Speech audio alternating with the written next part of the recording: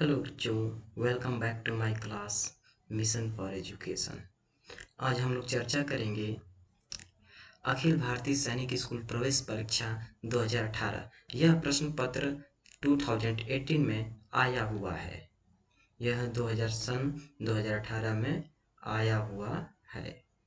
Class sixth discuss करेंगे आज class sixth का पेपर फर्स्ट, जो कि गणित का होगा, समान ज्ञान तथा भाषा। यह टोटल 250 का होता है, 250 अंक का है। समय आपको 2 घंटे मिलेगा। अच्छा, तो इसमें सबसे पहले आपको जो एडमिट कार्ड पे नाम रहेगा, आपको अपना नाम फिल करना है। इसमें आपको रोल नंबर फिल करना है, जो आपका रोल नंबर होगा, और कक्षा में उपस्थित अध्यापक गण इसमें साइन करेंगे। ठीक है, और पेपर का कोड जो रहेगा इसमें आपको फिल करना रहेगा। तो आइए सबसे पहले इसमें कितने पेज होते हैं, क्या मार्किंग स्कीम है। सबसे पहले गणित का प्रश्न देखा जाएगा तो टोटल इसमें 50 क्वेश्चंस रहेंगे। 50 क्वेश्चंस रहेंगे और प्रत्येक प्रश्न का 3 अंक मिलेगा आपको। ठीक है, प्रत्येक प्रश्न का 3 अंक मिलेगा। ठीक है। और भाषा सामान्य ज्ञान ग की बात किया जाए तो 25 क्वेश्चंस रहेंगे, जो कि 2 अंक का टोटल 2 अंक का होगा। यानी कि सामान्य ज्ञान और आपकी भाषा, ठीक है, वो 2 अंक के होंगे। और बाकी मैथ्स का जो 50 क्वेश्चंस हैं वो 3 मार्क्स के होंगे। ओके, जो आपको आंसर भरना रहेगा, आपको OMR शीट मिलेगा, उसी पर आपको भरना होगा। ठीक है, आई होप आप लोग समझ रहे होंगे। तो चलिए क्वेश्चंस की तरफ मूव करते हैं। अच्छा हाँ, एक कार्य और भी आप लोग देख लीजिए। आपको रफ कार्य प्रश्न के साथ लगे खाली पृष्ठों में ही करें, न कि उत्तर पुस्तिका में। आपको OMR शीट में नहीं करना होगा रफ कार्य, नहीं तो आपकी OMR शीट चेक नहीं होगी, एग्जेक्ट हो जाएगी। ठीक है, तो आपको जो क्वेश्चंस पेपर मिलेंगे उसके पीछे आपको रफ वर्क का 2-3 पेज मिलेगा, उसी में आपको रफ वर्क करना रहेगा। ठीक है, और जब आप OMR शीट को फिल करें तो काली या नीली स्याही वाले पेन से ही फिल करें, पेंसिल से कभी फिल ना करें, नहीं तो मशीन उसको OMR को कैप्चा नहीं कर पाएगी, जिसकी वजह से आपका OMR शीट चेक नहीं हो पाएगा। ठीक है, और इस कवर पृष्ठ को मिलाकर इस प्रश्न पत्र में कुल 15 पृष्ठ हैं। तो आप लोग जब आपको प्रश्न पत्र मिले तो एक बार पृष्ठ को जरूर चेक लीजिए, इसमें कितने पेज है, कोई पेज तो मिसिंग नहीं है। ठीक है, ओके, चलिए नेक्स्ट मूव करते हैं। सबसे पहले इसको इरेज कर देता हूँ।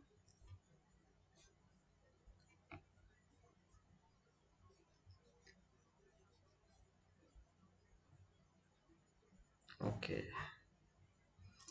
चलिए क्वेश्चन की तरफ मूव करते हैं। आप देखिए, आ गए क्वेश्चंस की तरफ, जो कि 2018 में बहुत छोटा छोटा सवाल पूछा है।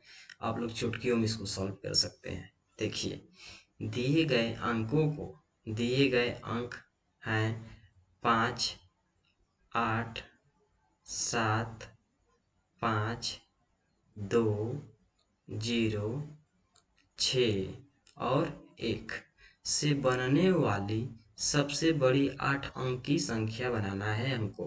कितने अंक की? 8 डिजिट की सबसे ग्रेटेस्ट नंबर बनाना है, जो कि हमारे पास देखिए 58752061। टोटल कितने अंक हैं देखते हैं, कितने डिजिट हैं? 1 2 3 4 5 6 7 8।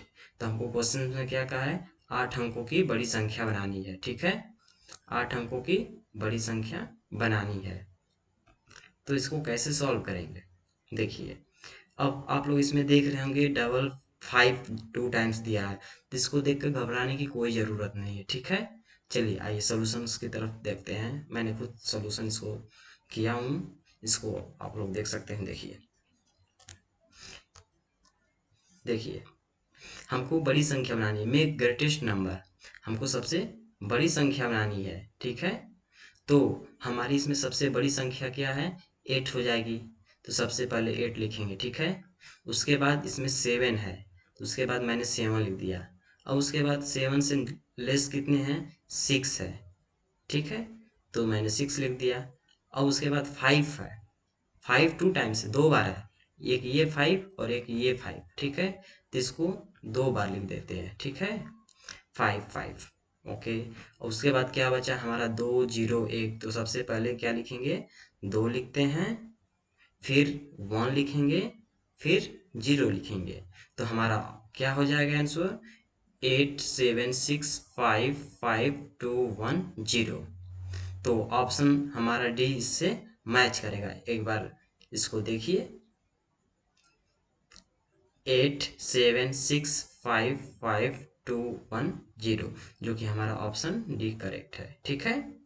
चलिए क्वेश्चन नंबर 2 की तरफ मूव करते हैं। अब मैं आशा करता हूँ कि आपको समझ में आ रहा होगा। यदि समझ में आ रहा है तो लाइक शेयर सब्सक्राइब जरूर करें, ठीक है, जिससे कि और सब बच्चे इस चैनल के बारे में जान सकें, ठीक है बच्चों, ओके।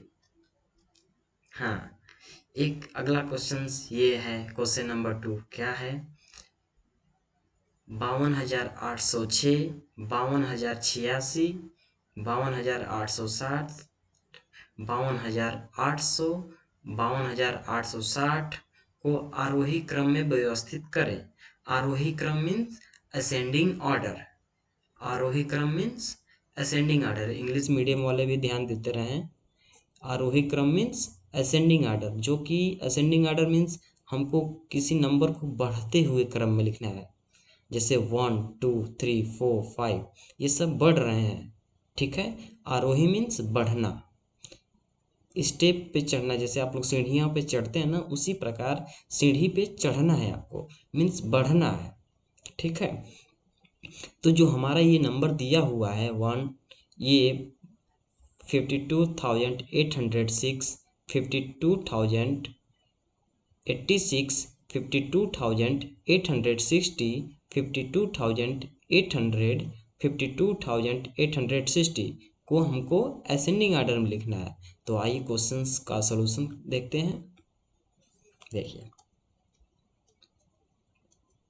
हमारा जो है, देखिए ये 52,806 है, 52,086 है, 52,860 है, 52,800 है, 52,860 है, मीन्स हमको सबसे पहले छोटा लिखना है, ठीक है।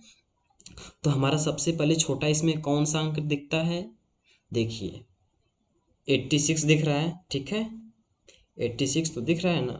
तो ये सबसे पहले मैंने 52,086 लिखा। उसके बाद कौन सा छोटा दिख रहा है हमको, ये 52,800, ठीक है, 52,800, ये 52,086 से बड़ा है, 52,800। अब इससे बड़ा क्या हो सकता है, 52,806। तो हमने 52,806 लिखा। अब उसके बाद देखते हैं 52,806 से बड़ा कौन है, 52,860, ओके। देन उसके बाद 52,860 से बड़ा कौन है इसमें, जो हमारा बचा अभी ये अंक 52,800, 58,000, 58,000, where is 58,000, it is given na, okay, I see there is a mistake some, 58,260, okay, here is 52,000, 58,000,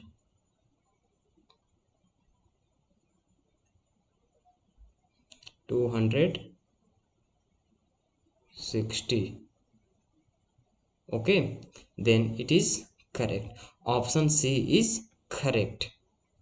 हमारा ऑप्शन सी क्या होगा, ये करेक्ट होगा, ठीक है। अब क्वेश्चन नंबर थर्ड की तरफ मूव करते हैं। क्वेश्चन नंबर थर्ड क्या दिया हुआ है, वह संख्या ज्ञात करना है। हमें वह नंबर ज्ञात करना है जिसे 92, 55, 64 से घटाने पर उत्तर हमारा इतना आना चाहिए, 23, 42, 51 और 32, 24, 21 के सम के बराबर हो। तो ये सबसे आसान तरीका है। देखिए, इस पे गौर करिएगा, ऐसा क्वेश्चन हमेशा आता है। ठीक है, तो इसको क्या करेंगे, सबसे पहले आप ऐड करिए, दोनों नंबरों को ऐड करिए, उसके बाद इसमें से सब्ट्रैक्ट करें। अब जो आंसर आएगा वही आपका करेक्ट आंसर होगा। इसका सलूशन मैं दिखा देता हूँ आपको, देख लीजिए। देखिए, सबसे पहले आपको जो ये दो नंबर दिए हुए हैं, जो ये दो नंबर दिए हुए हैं, इसको सबसे पहले आप ऐड करिए। ठीक है, ऐड करने के बाद जो आपका वैल्यू आएगा, उस वैल्यू में से, इस वैल्यू में से जो वैल्यू आपका आया है इसको सब्ट्रैक्ट करिए। तो सब्ट्रैक्ट करने के बाद हमारा 33, 88, 92 हमारा वैल्यू आ गया, यानी कि ऑप्शन सी जो है ये करेक्ट है। ठीक है, 33, 80, 88, 92 देखते हैं, 38, 88, 92 ऑप्शन सी करेक्ट है। ठीक है, और देखिए सबसे आसान हलवा सवाल, हलवा। ठीक है, सबसे चॉकलेट वाला क्वेश्चन, ये क्वेश्चन नंबर 4 है, डेयरी मिल्क का। ये तो बच्चा दूध पीता हुआ लगा सकता है यार। तो इसको तो मेरे को बताने की कोई ज़रूरत ही नहीं। वैसे भी जिसको देखना है वो देख सकता है। मैं इसका सलूशन आपको एक बार विजिबल करा देता हूँ, कि जिससे आप लोग कहें ना कि सर ने बताया नहीं। ठीक है, देखिए, इसका मल्टीप्लाई 25 से करना है। तो देखिए, 5 में 1 का मल्टीप्लाई करेंगे तो क्या आएगा, 5 आएगा। 5 में 0 का मल्टीप्लाई क्या करेंगे तो क्या आएगा, 0 आएगा। 5 में 0 का मल्टीप्लाई 0, 5 में 1 का मल्टीप्लाई 5, 5 में 0 का मल्टीप्लाई 0, 5 में 1 का मल्टीप्लाई 5। ओके, अब उसके बाद क्या करते हैं, अब एक इस तरह क्रॉस करिए मल्टीप्लाई का, छोड़ने के बाद अब फिर अब यहाँ से मल्टीप्लाई करिए, 2 1 जा 2, 2 में 0 का मल्टीप्लाई करेंगे तो 0 होगा, 2 में 1 का मल्टीप्लाई करेंगे तो 2 होगा, 2 में 0 का मल्टीप्लाई करेंगे तो 0 होगा, 2 में 1 का मल्टीप्लाई करेंगे 2 होगा। अब उसके बाद क्या करेंगे, 5 को जोड़िए, फिर 2 0 को जोड़िए, 2 आएगा, 5 0 को जोड़ेंगे तो 5 आएगा, और 2 0 को जोड़ेंगे तो 2 आएगा, 5 0 को जोड़ेंगे तो 5 आएगा, और 2 को जोड़ेंगे तो 2 आएगा। यानी कि 25, 25, 25, 3 बार 25, इकाई, दहाई, सैकड़ा, हजार, 10,000, लाख, 2,52,525। तो हमारा आंसर कहाँ है देखते हैं, 2,52,000, 2,52,525 ऑप्शन बी हमारा मिल रहा है। तो ये आपका आंसर बिल्कुल सही है। ठीक है, अब क्वेश्चन नंबर 5 की तरफ चलते हैं। ये सवाल भी बहुत इम्पोर्टेंट, ये 2018 में, 2019 में, 2020 में ऐसा सवाल हमेशा आता है। एवरेज से तो पक्का आता है, औसत से पक्का आएगा। तो इसको आसानी से देखते हैं, इसको देखकर घबराना नहीं, औसत का सवाल है तो क्या हुआ, हम तो इसको करेंगे और आप भी करेंगे। ठीक है, तो देखते हैं क्वेश्चंस क्या है। 3 बहनों की औसत आयु, 3 सिस्टर हैं, उनकी एवरेज आयु जो दिया हुआ है वह 15 साल है। ठीक है, और 2 बहन की उम्र दे दिया है 12 साल और एक 15 साल की है। तो तीसरी बहन आपको बतानी है, तीसरी बहन की आयु बतानी है। बहुत आसान। तो सबसे पहले क्या करेंगे, आइए सॉल्यूशन की तरफ देखते हैं। देखिए, हाँ देखिए, 3 बहन की औसत आयु कितना दिया था? हमारा 15 वर्ष दिया है। तो 3 बहनों की कुल आयु कितनी हो जाएगी? देखिए एवरेज दिया था, तो एवरेज में 15 था, लेकिन अब देखिए ये स्टेप कहाँ से, टोटल कैसे हो रहा है? कुल 3 बहनों की कुल आयु कितनी होगी? 15 इंटू 3 करेंगे, 15 इंटू 3 करेंगे तो 45 ईयर्स आ जाएगा उन लोगों का। ठीक है, 45 ईयर्स, क्योंकि हम लोग टोटल आयु निकाल रहे हैं, टोटल उम्र निकाल रहे हैं। ठीक है, तो तीनों लोगों का उम्र 45 साल होगा, जबकि उनमें 2 बहनों की उम्र दे दिया है। एक का उम्र 12 साल है और दूसरे का उम्र 15 साल है। तो दोनों की कुल आयु कितनी होगी? 12 और 15 को जोड़ेंगे तो हमारी दोनों कुल बहनों की आयु निकल जाएगी, जो कि दोनों मिलाकर 27 साल की हैं। ठीक है, दोनों मिलाकर कितनी साल की हैं? 27 साल की हैं, दोनों 27 साल की हैं। अब उसके बाद हमसे तीसरी बहन की आयु पूछ रहा है क्या? तो आसानी से निकाल सकते हैं। हमारे पास तीन तीन बहनों की आयु निकला हुआ है और 2 बहनों की भी कुल आयु निकला हुआ है, तो तीसरी बहन की आयु तो निकाल सकते हैं। 3 बहनों की आयु में से 2 बहन की आयु निकाल देंगे तो तीसरी बहन की आयु निकल जाएगी।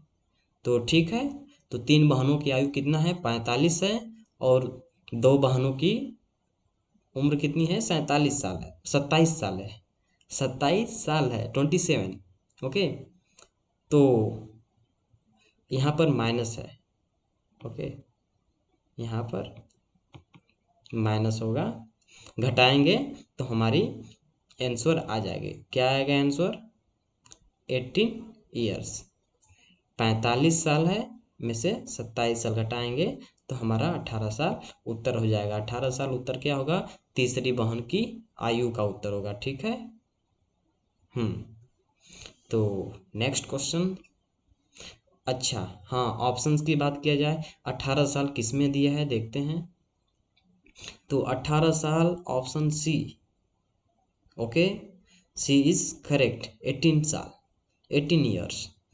अच्छा, अब लीप ईयर्स का क्वेश्चन आ गया। लीप ईयर क्या होता है बच्चों? देखो लीप ईयर ना, सबसे पहले हर 4 साल बाद रिपीट होता है लीप ईयर। ठीक है, आखिर लीप ईयर होता क्या है? लीप ईयर हिंदी में भी यही होता है, और हिंदी में लीप वर्ष बोलते हैं और इंग्लिश में लीप ईयर बोलते हैं, LEAPYEAR। ओके, तो लीप ईयर 366 दिन का होता है। लीप ईयर 366 दिन का होता है, बाकी सामान्य वर्ष 365 दिन का होता है। आखिर हम लोग लीप ईयर कैसे पहचानेंगे? लीप ईयर हम लोग कैसे पहचानेंगे, आइए इस पे डिस्कस करते हैं। लीप ईयर वो ईयर जो 4 से भाग देने पर डिविजिबल हो जाता है, यानी कि शेष जीरो गिरता हो, शेष जीरो गिरता हो, वो लीप ईयर कहलाएगा। यानी कि भाग देने पर पूरी तरह डिविजिबल हो जाता है, पूरी तरह विभाजित हो जाता है, वो लीप ईयर कहलाता है। ठीक है, अब देखिए क्वेश्चंस घुमा कर पूछ दिया। क्या हम लोग ये जानते हैं एक लीप ईयर में यानी कि 366 दिन होते हैं। ठीक है, 366 दिन होते हैं, तो हमसे ये पूछ दिया सप्ताह में। ठीक है, सप्ताह में, किसी दिन को सप्ताह में बदलने के लिए क्या कर सकते हैं? हम लोग जानते हैं एक सप्ताह में कितने दिन होते हैं? कितने दिन होंगे? 7 दिन। ठीक है, ओके, उसी को हम लोग ये भी लिख सकते हैं 7 दिन में कितने सप्ताह होंगे? हाँ, 1 सप्ताह। ओके, तो 7 दिन में 1 सप्ताह, यानी कि एक दिन में कितना सप्ताह हो गए? एक दिन में तो सप्ताह कम होगा, तो इसलिए क्या करेंगे? 1/1/7 भाग दे देंगे, तो एक दिन में इतना सप्ताह हो जाएगा, इतना वीक हो जाएगा। ठीक है, इतना सप्ताह। लैपटॉप पे लिखना पड़ रहा है, आसानी से नहीं लिख पा रहे हैं हमारे पास, क्योंकि लिखने की अभी प्रैक्टिस नहीं हुई है इस पर, इसलिए और राइटिंग पे ना जाइएगा, क्वेश्चंस पे ध्यान दीजिएगा, इसके सॉल्यूशंस पे। ठीक है, क्योंकि हमारे पास अभी राइटिंग पैड आई नहीं हुई है, क्योंकि वो थोड़ा कॉस्टली है। मैं जल्द से जल्द उसको भी परचेज करने की एफोर्ड करूंगा। तो आइए क्वेश्चंस पे चलते हैं डायरेक्ट। हाँ, तो हम लोग जान गए हैं कि सप्ताह, एक सप्ताह में कितने दिन होंगे टोटल? टोटल कितने दिन होंगे? 7 दिन। ठीक है,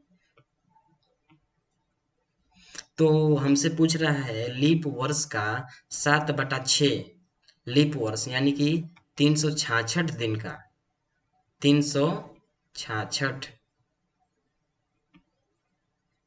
का मीन्स मल्टीप्लाई, गुणा, बटा 7/6, 366 गुणते 7/6।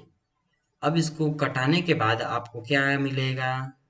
6×6 = 36, 6×6 = 6, 6×1 = 6। ओके, यानी कि 61 × 7। 61 × 7 आप करेंगे तो कितना होगा? 7×1 = 7, 7×1 = 7, 7×6 = 42, 7×6 = 42, 7×6 = 42, यानी कि 4 to 7 डेज इतना बच रहे हैं, इतना डेज है। यानी कि अब इसको दिन है, ये हमारा दिन निकल के आया हुआ है। ठीक है, ये हमारा दिन निकल के आया है। अब इसको हम लोग को सप्ताह में बदलना है, तो सप्ताह में बदलने के लिए क्या करेंगे? 7 से भाग दे देते हैं। तो इसको जब 7 से भाग देंगे तो कट जाएगा। 7×6 = 42 और 7×1 = 7, यानी कि 61, यानी कि ऑप्शन कौन सा होगा? सी, 61 आंसर होगा। ठीक है, मैं आशा करता हूँ मित्रों कि समझ में आया होगा। ठीक है, ठीक है, तो मूव करते हैं नेक्स्ट क्वेश्चन की तरफ।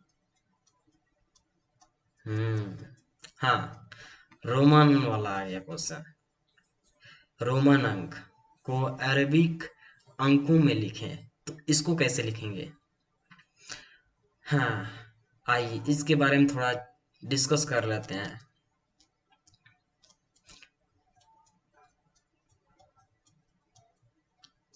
देखिए बच्चों, ये जो क्वेश्चन नंबर 6 पिछले वाला क्वेश्चन बताया हूँ, इसको आप लोग इसको नोट डाउन भी कर सकते हैं। इस पे बहुत अच्छी तरह से मैं समझाया हूँ।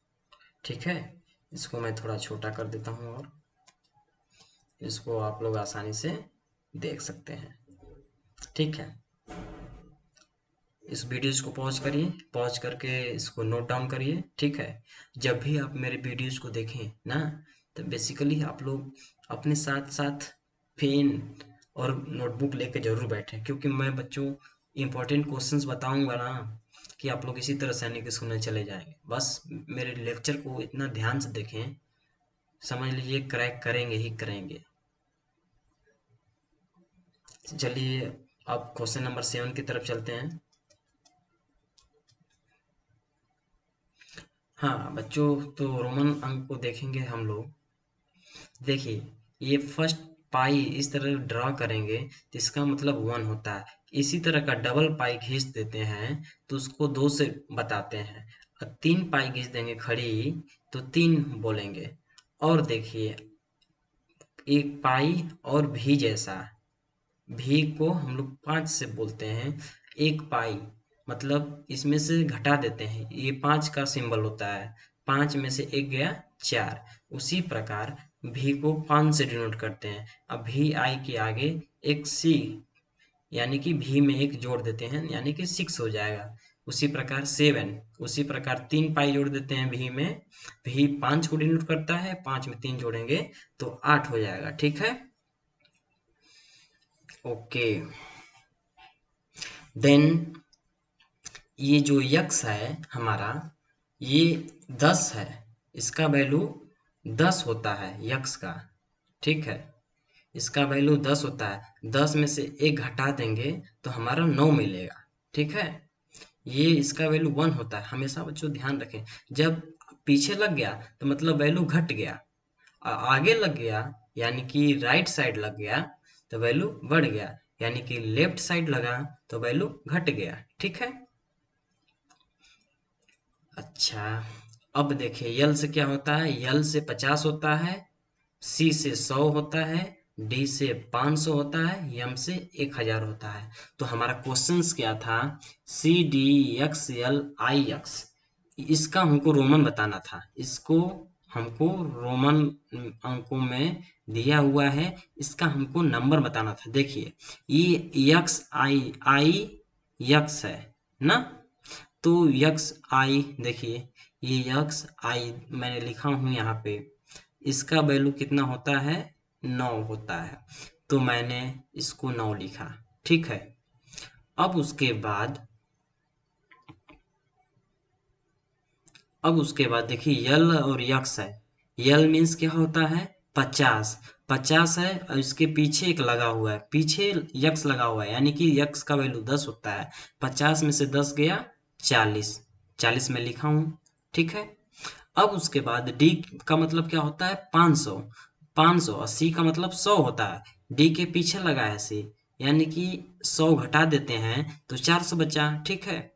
तो 440 और 9 जो है, 400 को जोड़िए प्लस 40 को जोड़िए प्लस 9 को जोड़िए तो आपका उत्तर कितना आएगा, 449। 449 आएगा आपका उत्तर। तो 449 कौन सा ऑप्शन है, देखते हैं सातवां का। 449 ऑप्शन नंबर बी। मैं समझ रहा हूँ कि आप लोग इसको बहुत गंभीरता से देख रहे होंगे। गंभीरता से नहीं देखना है, एकदम कूल होकर देखना है। समझ लो कि भाई इतना आसान है ना सैनिक स्कूल, क्या बताएं, बहुत आसान है। बस रेगुलर लगे रहिए, तैयारी जम कर करिए, मौज मस्ती करिए अपने लाइफों में, साथ साथ पढ़ाई भी करिए। ठीक है। हाँ, तो अब ये देखते हैं, ये एक बहुत सा आसान सवाल, बोर्ड मास का आप लोग पढ़े ही होंगे। नहीं पढ़े होंगे तो मैं खुद लेक्चर प्रारंभ करूंगा। सबसे पहले यही मैं कर रहा हूँ कि ये जो प्रीवियस ईयर का पेपर है, पहले मैं उसको रिवीजन का डिस्कस कर रहा हूँ, रिवीजन के टाइप में। ठीक है। तो मैं समझ रहा हूँ कि मैं जल्द से जल्द आप लोगों की भावनाओं को बहुत ही आसानी तरह से पढ़ाऊंगा। मीन्स मैं इतना आसान भाषा में पढ़ाऊंगा, इतना आसान भाषा में कि छोटा से छोटा बच्चा भी इसको सवाल को देखते ही कर देगा। बोर्ड मास का नियम आप लोग तो जानते होंगे। बी से ब्रैकेट होता है, ओ से ऑफ होता है, डी से डिवीजन होता है, एम से मल्टीप्लिकेशन होता है, ए से एडिशन होता है, एस से सब्ट्रैक्शन होता है। तो सबसे पहले हम लोग ब्रैकेट को तोड़ते हैं। ब्रैकेट में सबसे पहले हमारे पास एक छोटा ब्रैकेट होता है, छोटा ब्रैकेट के अंदर भी एक होता है, एक बार होता है। ठीक है। इसको बार बोलते हैं। पहले इसको तोड़ते हैं, फिर उसके बाद छोटा ब्रैकेट को तोड़ते हैं। ठीक है। अब उसके बाद कर्ली ब्रैकेट, ये इस तरह का ब्रैकेट होता है एक। ठीक है। और उसके बाद ये सबसे बड़ा ब्रैकेट होता है, लास्ट में इसको तोड़ते हैं। पहले जब आएगा ऐसा क्वेश्चन तो पहले इसको तोड़ेंगे, फिर छोटे वाले को, फिर मझला ब्रैकेट, देन बिग ब्रैकेट। ठीक है। तो सबसे पहले हम लोग इसमें देख रहे हैं कि हमको हमको छोटा ब्रैकेट ही दिख रहा है। तो जब इसको डिवाइड करेंगे 700/10, यानी कि इसका आंसर, इसका कितना जाएगा, 10, यानी कि एक जीरो कट गया इससे और एक इससे कट गया। ठीक है। यानी कि 70 हो गया, इसका 70 हो गया। अब उसके अंदर क्या करते हैं, ठीक है, अब देखते हैं 34 में से 10 घटाते हैं तो कितना बचेगा, 24। उसी प्रकार 12 में 8 का मल्टीप्लाई करते हैं तो 96 होगा। ठीक है। 96। 24 में 24 भागा 96 करेंगे, 24 चौक को 96, यानी कि इतना का वैल्यू हुआ, कितना आ रहा है, 4 आ रहा है। और इतना का वैल्यू 70 आ रहा है, तो 70 में से 4 गया, 70 में से 4 गया 66। तो ऑप्शन डी क्या होगा हमारा करेक्ट होगा। ठीक है, ऑप्शन डी हमारा क्या होगा करेक्ट होगा। ठीक, हाँ, अब देखते हैं क्वेश्चन नंबर 9। क्वेश्चन नंबर 9 भी बहुत आसान है। क्वेश्चन नंबर 9, आइए इसका सलूशन देखते हैं। देखिए, परसेंट का मतलब क्या होता है, जैसे बोलते हैं हम 98% पाए हैं, 98%, 98% पाए हैं। बच्चों से पूछा जाए तो कितने बच्चे क्लास 10th में नंबर पाए थे, 98% अंकल जी।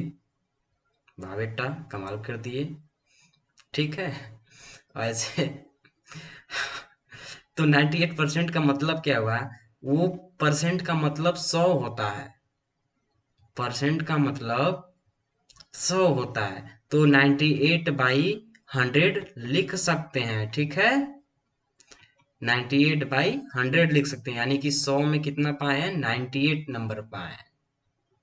तो उसी प्रकार अब हम लोग इसको बताना है, टू इक्वल टू, यहाँ पर मान लेते हैं यक्स, यक्स परसेंट। ठीक है, यक्स परसेंट मतलब इस परसेंट को हटाना है तो क्या करें, परसेंट है तो यक्स बटा, इसको हम लोग ये लिख सकते हैं ना, यक्स बटा क्या 100 लिख सकते हैं।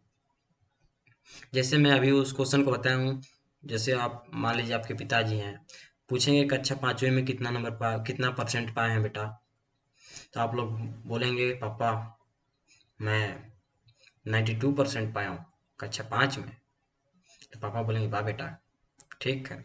तो आप उसी समय आपके पिताजी पूछ देंगे 92%, अच्छा कितने में, तो 92% पाए हैं आप। ठीक है, 92% पाए हुए हैं, तो कितने में पाए हैं, आप लोग बोलेंगे 100।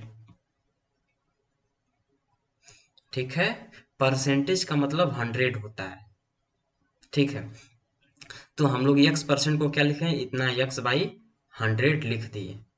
ठीक है, तब जो यक्स का है, अब यक्स/100 हो गया, ये जो 100 की वैल्यू है इसको इसमें गुणा करिए, तो 100 गुणते 2, 100 गुणते 2 करेंगे कितना हो जाएगा 200।